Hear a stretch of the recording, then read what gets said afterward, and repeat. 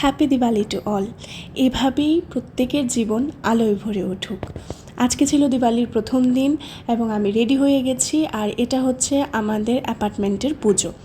মাকে প্রণাম করে বেরিয়ে পড়লাম প্যান্ডেল হপিং করতে।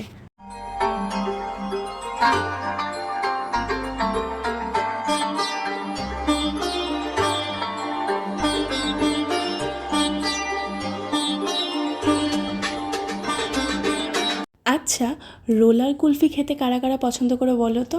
আমার তো বেশ ফেভারেট এটা। বিশ্বাস করো, মেয়েদের উইক পয়েন্ট এটা। এই দোকানটাতে নিজেকে কন্ট্রোল করা ইম্পসিবল ছিল আমার জন্য।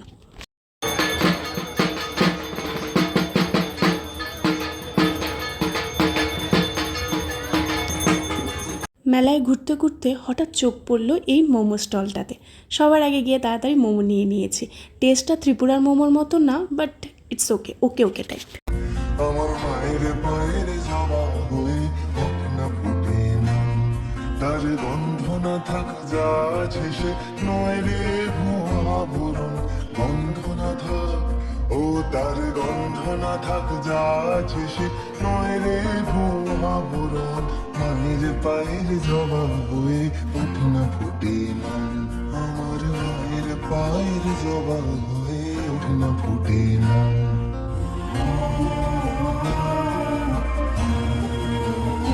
বারাসাতে এটা ছিল আমার সেকেন্ড টাইম কালী পুজো দেখা। আমার যেরকম রোলার কুলফি প্রিয়, বাবার ঠিক সেই রকম পাপড়ি চাট প্রিয়।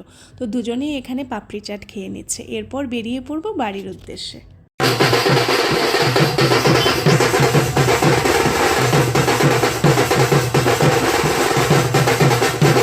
আজকের মতো প্যান্ডেল হপিং আমার এইটুকুই ছিল। দেখা হচ্ছে নেক্সট ডেতে নতুন ব্লগে।